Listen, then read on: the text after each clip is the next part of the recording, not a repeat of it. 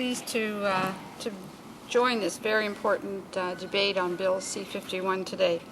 And I say that because this particular bill will put in place many of the measures that have been in the budget, but will also return Canada to a shameful history of deficit financing. So it's an important bill that all Canadians should be fully aware of what the implications are. It's a shameful history of spending beyond our means that will leave our children and our grandchildren still trying to pay down the debt that's being incurred today.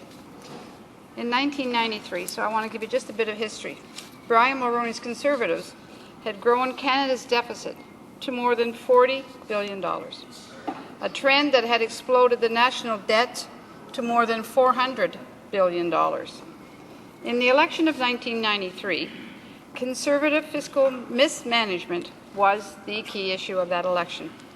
Unemployment was very high. Inflation was rampant. Interest rates were out of control. Many of the viewers, and certainly the people in New York West, remember 19-20% interest rates. And the International Monetary Fund was signaled big trouble for Canada. So Canadians were rightfully concerned that the careless and free spending policies of Mr. Mulroney and the Conservatives were putting our social safety nets in jeopardy, as well as our entire country. Canadians responded by sending 177 Liberal MPs to Ottawa with a strong mandate to bring spending under control once and for all. After years of empty Conservative promises to get serious about budgetary prudence and restraint, Paul Martin took hold of the Finance Department and set Canada down a new and brighter path.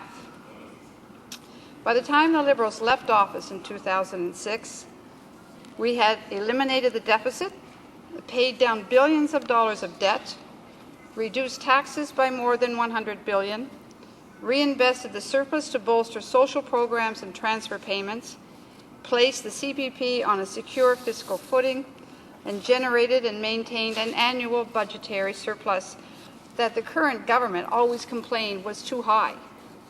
But, Mr. Speaker, that was then, and this is now.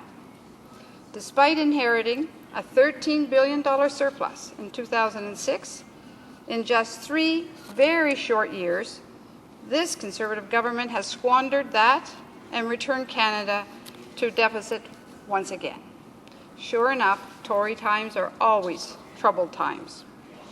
This is no small accomplishment for the members across the way. In their drive to become the largest spenders, or should I say overspenders is a better description, in our history, they had to first eliminate the massive surplus that they inherited. So I'm going to try to put this in simple terms.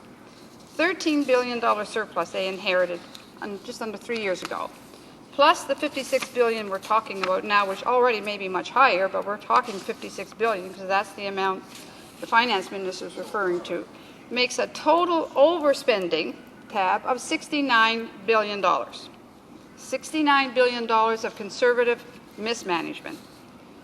That number must make Mr. Mulroney green with envy.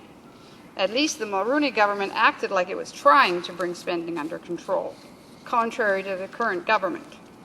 We know what the Conservatives are proposing to do with $69 billion, but I wonder what Canadians would have used $69 billion for. A couple of things we could have done. We could have more than quadrupled all federal spending on health care and other vital social programs, such as our Canada Pension Plan. We could have had a hefty increase to old age security and helped our seniors. Or we could have increased the amount of money being spent from all sources on homelessness by more than 700%. Or we could have reduced the national infrastructure deficit by more than 55%. That would have been interesting things to have done with all of that money. But that wasn't what was done. So let's put the terms as clearly as I can for people to understand that are watching. For example, in 1993, 38 cents of every dollar collected by the federal government was needed to pay the annual interest on our federal debt. Thanks to the work of Jean Chrétien and Paul Martin, that number plunged to just 14 cents by the time we left office. Today, Conservatives are again increasing our debt by living off of our credit cards and having the bill sent to our children and our grandchildren. Now, if they continue to overspend at the current rate, never mind the possible increase, but just at the current rate today, they will have reversed all of the progress made during the 10 years of national debt repayment before the end of their current mandate. And Canadians remember today all the difficulties when they were dealing with the last deficit. That's right, the federal debt is again growing, and at this moment stands at more than $493 billion. They are planning for a deficit that is the highest in our history. So, Speaker, you should also know that we divided it up so that we could figure out what your share was. Your share of that debt, of the $493 billion, would be $15,000. So that's $15,000 for every man, woman, and child in the country, regardless of age or income. So my husband and I have 3 married children, and combined they have 5 children. So that makes my family's share of the debt $195,000. That's a lot of money. $195,000 worth of debt could have nearly paid for a new home in many parts of Canada. Instead, this government is squandering it hand over fist. Mr. Speaker, they will tell you that Liberals supported the budget, and they were right. We voted to allow them the time to get past the current recession.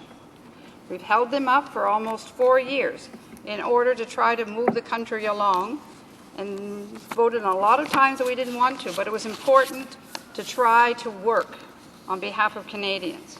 We now realize that that's not going to be possible. Less than a year ago, the Conservatives were pretending they were running a surplus. Then it suddenly was a $34 billion deficit, all of a sudden within 6 months. That so-called temporary deficit became a $50 billion deficit, and now they admit to a $56 billion deficit. We'll see what it is next week. So when's it going to stop? Well, no one can believe their numbers anymore, and no one knows how high the bounds of Conservative overspending will be. Either they are not being upfront with their budgetary facts, or they're not capable of managing our nation's finances. Or maybe it's a bit of both, incompetency at both levels. Either way, the current situation is unacceptable, and I will be voting to return control and prudence to our national budgetary process.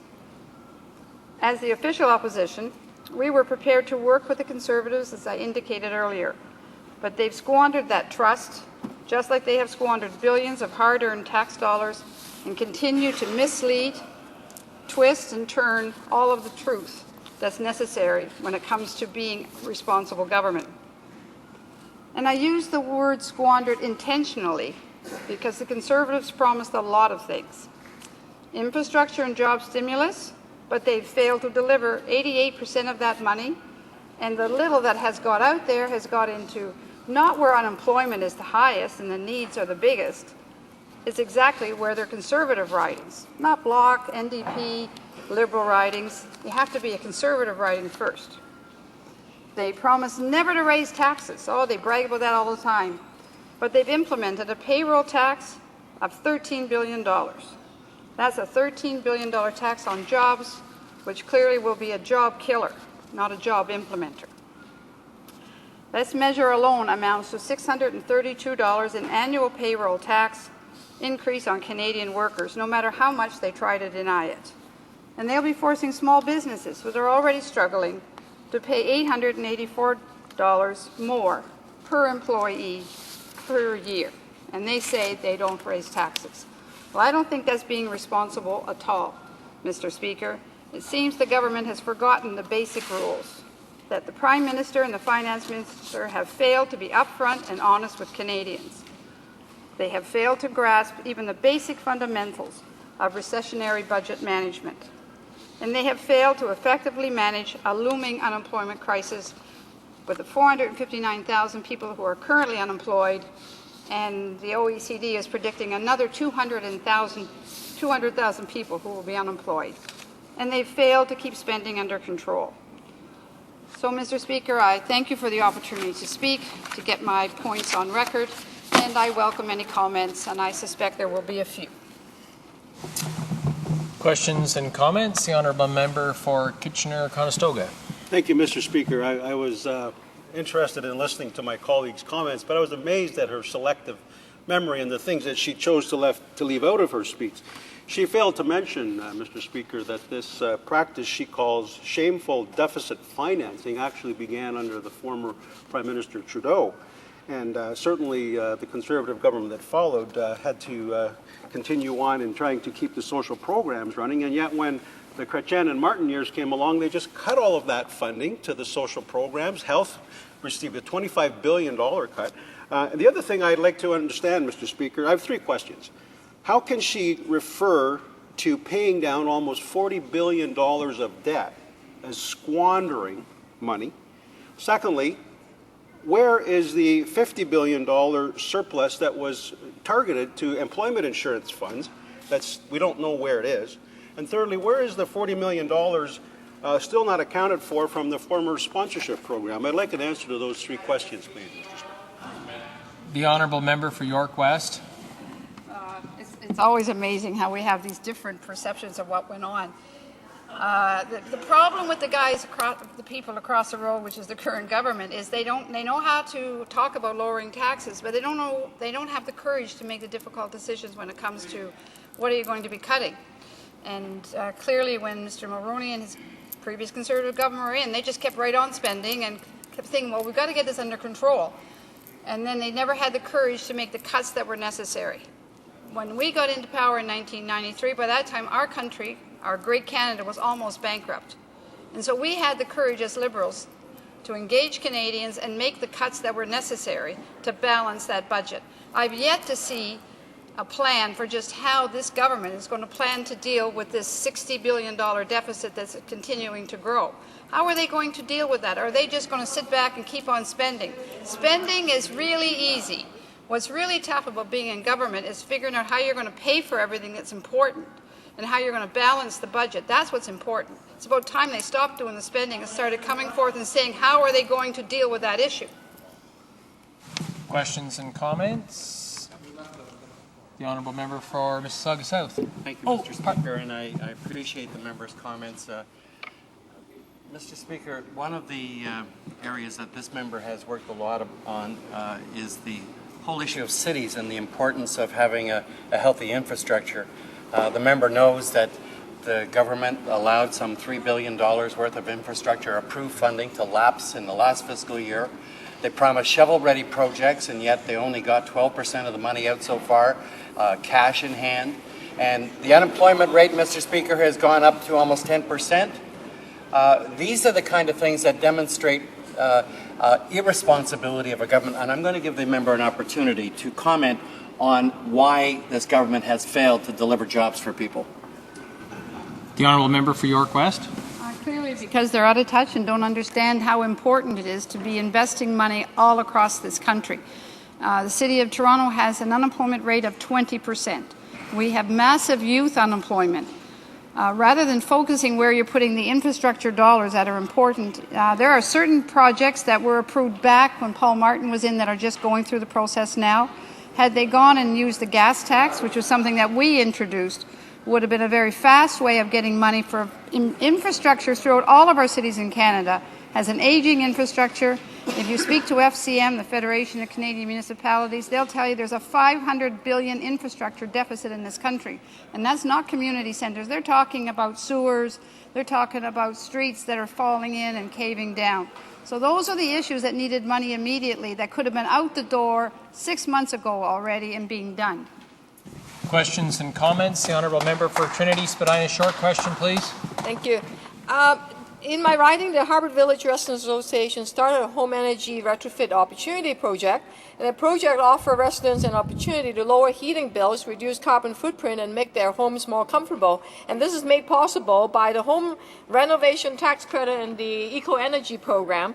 Getting a home energy audit for $131.75 and get info on where to make the biggest difference with the least investment. Why won't the member support home energy upgrades, get a grant back from the government, and make a big difference in energy bill forever? The honourable member for York West, short answer, please. I'll tell you clearly that Liberals don't sell themselves off for nothing more than a home renovation grant. All right, we almost 4 years have supported this government and tried to work with them and tried to move it forward for this country.